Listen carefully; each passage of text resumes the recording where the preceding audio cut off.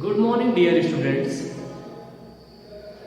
In previous video you have learned about the structure of anther and you also know about anther is a part of stamen and stamen is a male reproductive system of flower and stamen contain two parts, filament and anther, and you have already studied about anther, the structure of anther in previous video.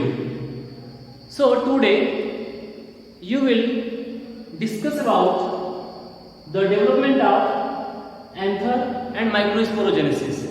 Okay, today we are going to study about the development of anther and microsporogenesis. Okay, first of all we know about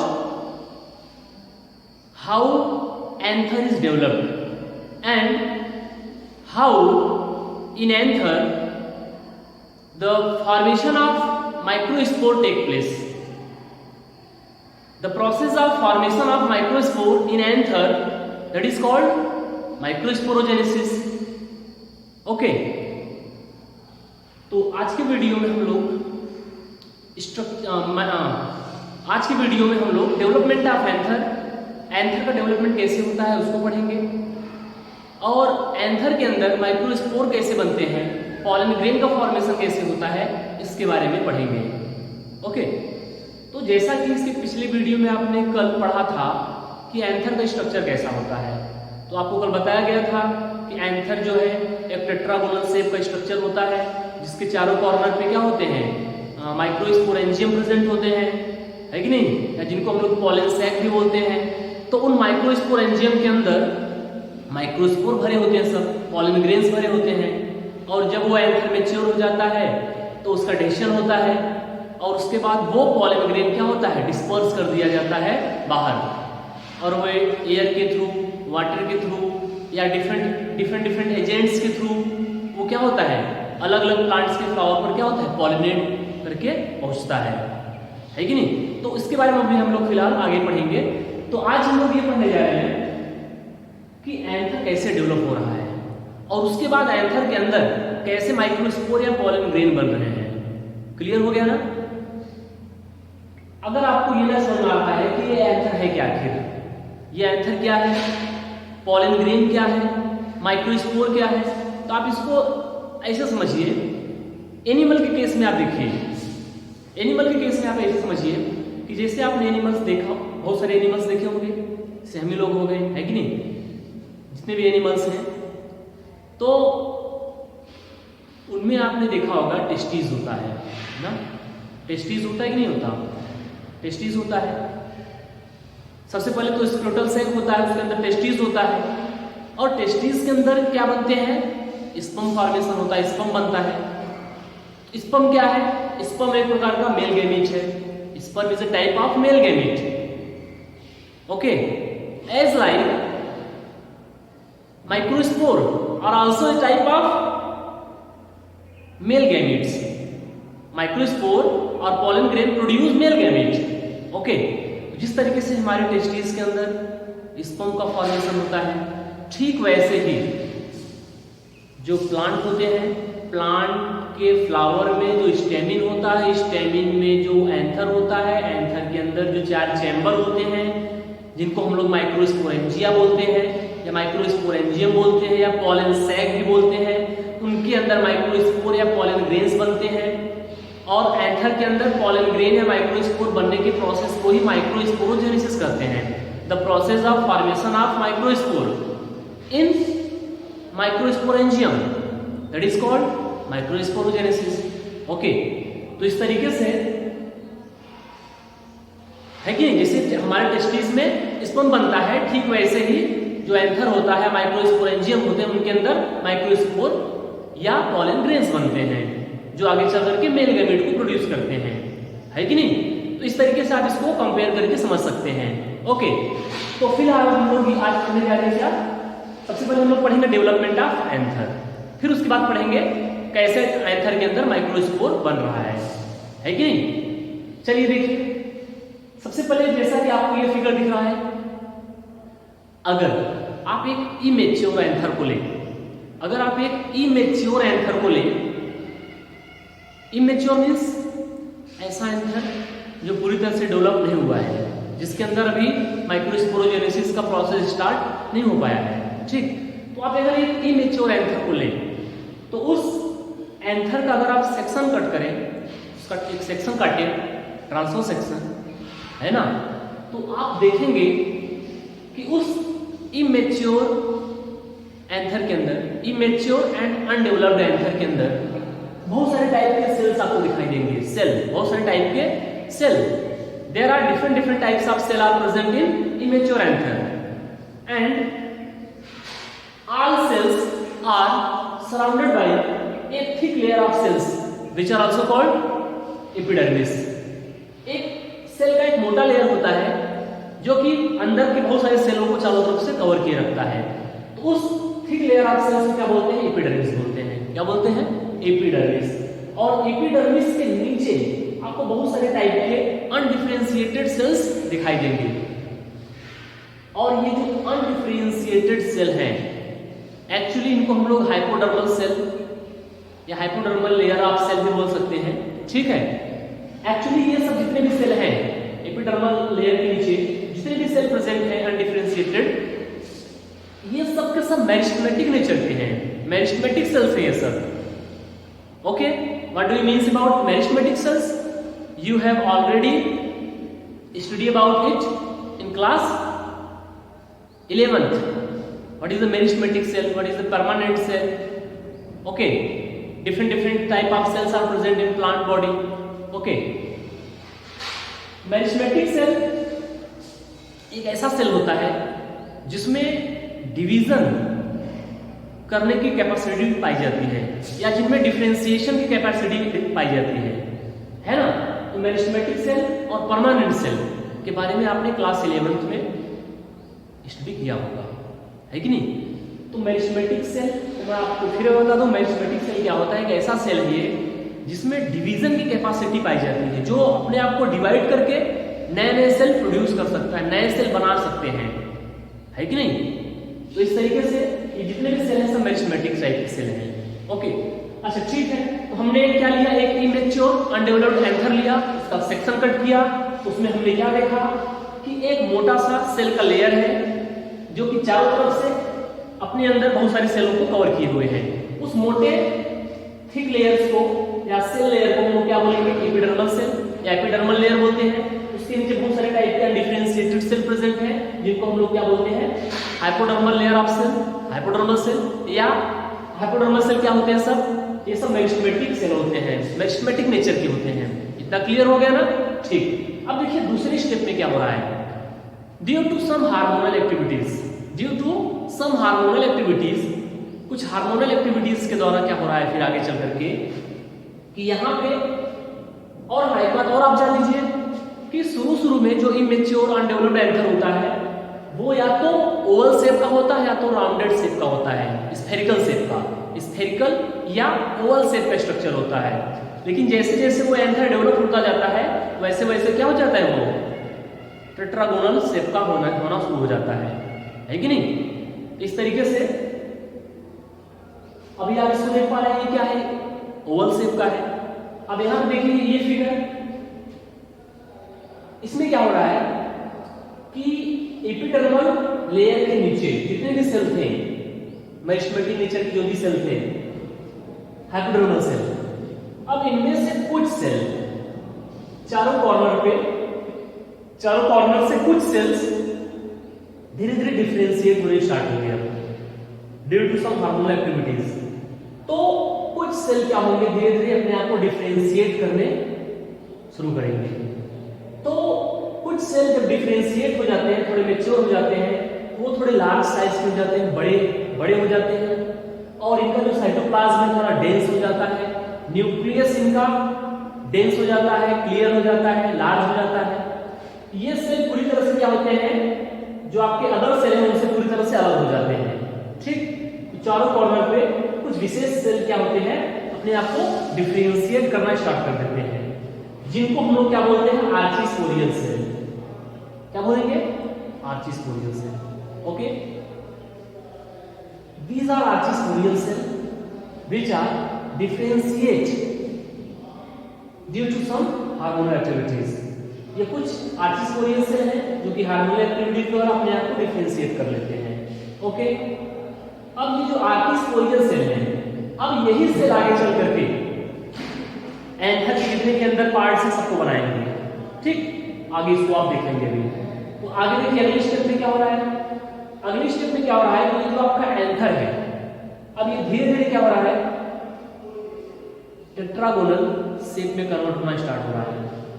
furrow बनने शुरू हो गए हैं, है कि नहीं? और ये चार कॉर्नर आपको बिल्कुल क्लियर दिखने शुरू हो गए हैं। चार कॉर्नर आपको क्लियर दिखने शुरू हो गए, ठीक है ना?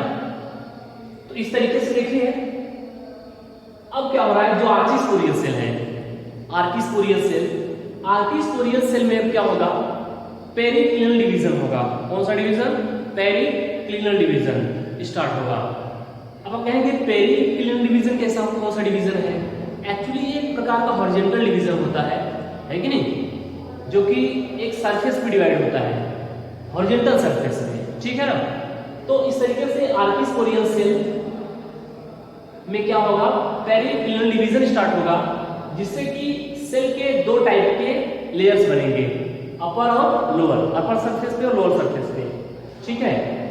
आगे देखिए, तो जो अपर लेयर के सेल है उसको बोलेंगे पेरिएटल सेल। क्या बोलेंगे? पेरिएटल सेल बोलेंगे इसको। ये जो अपर लेयर के सेल है ना, इसको बोलेंगे पेरिएटल सेल। और जो लोअर सरफेस पे ये जो नीचे वाला जो सेल है, इसको क्या बोलेंगे? Sporogenous cell. क्या बोलेंगे? प्राइमरी स्पोरोजिनस सेल बोलते हैं एक्चुअली, प्राइमरी स्पोरोजिनस सेल, या आप इसे स्पोरोजिनस सेल भी बोल सकते हैं, ठीक है ना? ओके, ये तो हो गया आपका क्या, पेरिएटल सेल और स्पोरोजिनस सेल। क्लियर हो गया ना? ठीक। अब आगे देखिए, अब आगे क्या होगा कि ये जो आपका पेरिएटल सेल है, पेरिएटल सेल, अब पेरिएटल सेल में कंटिन्यू डिवीजन होगा, कंटिन्यू डिवीजन होता रहेगा। और कंटिन्यू डिवाइड होकर के ये पेरिएटल सेल लगभग कई लेयर्स बनाएगा, 4 से 5 लेयर बनाएगा। कौन? Parietal cell. पेरिएटल सेल जो अपर सरफेस की तरफ है, उस पे कंटिन्यू डिवीजन होता रहेगा और ढेर सारे सेल बनते जाएंगे और वो सभी सेल अलग अलग लेयर बनाते चले जाएंगे, ठीक है? तो इस तरीके से तो जो आपका जो पेरिएटल सेल है वो आगे चल करके एंडोथेसियम, मिडिल लेयर और टैप्टम लेयर को बनाएगा। क्योंकि एपिडर्मल लेयर तो पहले से प्रेजेंट है, एपिडर्मिस या एपिडर्मल लेयर तो पहले से प्रेजेंट है। और एपिडर्मल लेयर के नीचे, एपिडर्मिस के नीचे आपने इसके पहले वीडियो में देखा था कि एपिडर्मिस के नीचे क्या होता है, एपिडर्मिस लेयर के नीचे एंडोथेसियम, एंडोथेसियम के नीचे मिडल लेयर, मिडल लेयर के नीचे टैप्टम लेयर, है कि नहीं? इस तरीके से जो आपका पेरिएटल सेल है, इसमें जब कंटिन्यू डिवीजन होगा तो ढेर सारे सेल बनेंगे और वो कई लेयर्स बनाते जाएंगे। तो उसमें जो पहला लेयर होगा वो होगा एंडोथेसियम, उसके नीचे मिडल लेयर, फिर उसके नीचे टैप्टम लेयर। अब आपका जो मिडिल लेयर है, एक्चुअली मिडिल लेयर में कई सारे सब लेयर्स का बना होता है, ठीक है ना? तो इस तरीके से पेरिएटल लेयर, पेरिएटल सेल से ढेर सारे टाइप की लेयर्स आगे चल करके बनते हैं, डेवलप होते हैं, ठीक? और आपका जो स्पोरोजिनस सेल्स है, जो आपका प्राइमरी स्पोरोजिनस सेल है, ये स्पोरोजिनस सेल भी अपने आप को डिवाइड करके ढेर सारे सेल बनाने स्टार्ट करेंगे। क्लियर हो गया ना? तो यहाँ पे आप इस फिगर में देख पा रहे हैं, पेरिएटल सेल से endothecium layer, middle layer, tapetum layer बना, और एपिडर्मल लेयर तो पहले से ही प्रेजेंट था। और चारों कॉर्नर पे ये 4 माइक्रोस्पोरेंजिया बने, 4 माइक्रोस्पोरेंजिया जो बने, इन माइक्रोस्पोरेंजिया में क्या है, प्राइमरी स्पोरोजिनस सेल प्रेजेंट है। अब ये प्राइमरी स्पोरोजिनस सेल, ये आपका एंथर डेवलप हो गया, डेवलपमेंट ऑफ एंथर यहां तक कंप्लीट हुआ, आपका एंथर यहां तक हो गया। अब देखो एंथर के अंदर कैसे माइक्रोस्पोर बन रहे हैं। तो ये जो प्राइमरी स्पोरोजिनस सेल है, अब ये प्राइमरी स्पोरोजिनस सेल में भी डिवीजन होगा और ढेर सारे टाइप के सेल बनेंगे, और वो सेल आगे चल करके डिफरेंशिएट होंगे किसमें, एमएमसी में, माइक्रोस्पोर मदर सेल में, माइक्रोस्पोर मदर सेल में। कहने का मतलब ये है कि जो आपका प्राइमरी स्पोरोजिनस सेल था, है कि नहीं, तो प्राइमरी पहले तो पेरिटल सेल बना और उसके नीचे प्राइमरी स्पोरोजिनस सेल बना।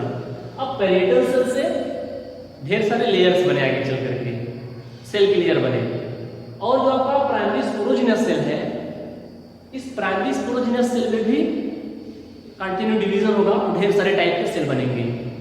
और अब वो प्राइमरी स्पोरोजिनस सेल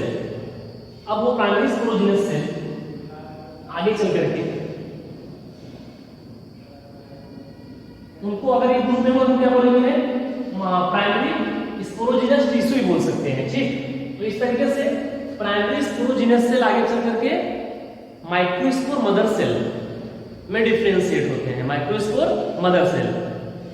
अब ये जो आपका माइक्रोस्पोर मदर सेल है, चूंकि ये डायप्लॉइड नेचर का है, microspore mother cell is diploid in nature, and in microspore mother cell there are meiosis division take place and produce 4 cells, and these 4 cells again differentiate into pollen, grain और microspore। Okay, तो जैसा कि आप यहां पे देख पा रहे हैं, ये देखिए यहां पे प्राइमरी स्पोरोजिनस सेल था, प्राइमरी स्पोरोजिनस सेल डिफरेंशिएट हुआ किसमें, एमएमसी में। यहाँ पे मैं लिख दिया हूं MMC, microspore mother cell, microspore mother cell. अब माइक्रोस्पोर मदर सेल में क्या हुआ, मियोसिस डिवीजन हुआ, और मियोसिस डिवीजन में क्या होता है आपको मालूम है, मियोसिस डिवीजन को ही हम लोग रिडक्शनल डिवीजन भी बोलते हैं, ठीक है, रिडक्शनल डिवीजन। तो मियोसिस के द्वारा क्या हुआ, माइक्रोस्पोर मदर सेल में, या इसको पॉलन मदर सेल भी बोलते हैं, पॉलन मदर सेल या microspore mother cell, microspore mother cell या पॉलन मदर सेल, जो कि डायप्लॉइड नेचर के होते हैं, 2n नेचर के होते हैं, क्रोमोसोम डबल सेट में होता है। अब इसमें मियोसिस डिवीजन जब हुआ तो मियोसिस में क्या बनते, 4 सेल बनते हैं, मियोसिस के द्वारा 4 सेल बनते हैं ना, यहाँ 4 सेल बना। अब क्या हुआ, शुरू में ये क्या होते हैं, एक दूसरे के साथ में जुड़े रहते हैं, जिनको हम क्या बोलते हैं, टेट्राएड बोलते हैं, क्या बोलते हैं, टेट्राएड बोलते हैं, ठीक। अब क्या होगा, अब आगे धीरे धीरे क्या होते हैं, ये अलग होते हैं और ये आगे चल करके पॉलन ग्रेन में या माइक्रोस्पोर में डिफरेंशिएट हो जाते हैं, ठीक।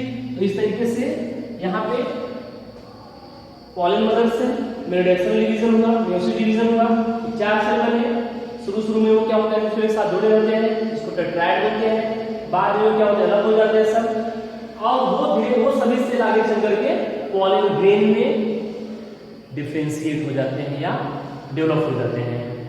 तो अब ये जो आपका पॉलन ग्रेन बना, माइक्रोस्पोर बना, अब आपका ये पॉलन ग्रेन है, ये भी 2 लेयर से घिरा होता है। इसका जो अपर लेयर है, आउटर मोस्ट लेयर, उसको बोलते हैं exine layer, outer most layer को क्या बोलते हैं, एक्साइन लेयर, और अंदर वाले लेयर को बोलते हैं इंटाइन लेयर, ठीक। और इंटाइन लेयर के अंदर 2 टाइप के न्यूक्लियस होते हैं, vegetative nucleus and generative nucleus, ठीक, और साइटोप्लाज्म वगैरह से बने होते हैं। क्योंकि अभी हम स्ट्रक्चर ऑफ पॉलन ग्रेन को भी आगे पढ़ेंगे डिटेल में, ठीक है। तो इस तरीके से आपका क्या हुआ, एंथर डेवलप हुआ, और एंथर के अंदर क्या हुआ, माइक्रोस्पोर या पॉलन ग्रेन का डेवलपमेंट हुआ। इतना क्लियर हो गया। चूंकि ये ये टॉपिक हमने आपको पहले जब जूम ऐप चल रहा था, जूम ऐप से आपको पढ़ाया जा रहा था, उस समय में आपको ये सब बताया गया था, लेकिन बहुत सारे बच्चे एब्सेंट भी थे, ठीक। इसलिए मैंने क्या किया, आज इसको थोड़ा सा वही रिवाइज कर दिया है, ठीक है ना। तो इस तरीके से आप देख लेंगे ये डेवलपमेंट ऑफ एंथर हुआ एंड माइक्रोस्पोरोजेनेसिस। क्लियर हो गया। एंथर कैसे डेवलप होता है और एंथर के अंदर माइक्रोस्पोर या पॉलन ग्रेन कैसे बनता है, उसको आपने आज पढ़ा। ये था आपका माइक्रोस्पोरोजेनेसिस, ठीक, एंड डेवलपमेंट ऑफ एंथर। तो माइक्रोस्पोरोजेनेसिस आपका आज कंप्लीट हुआ, ठीक, ओके।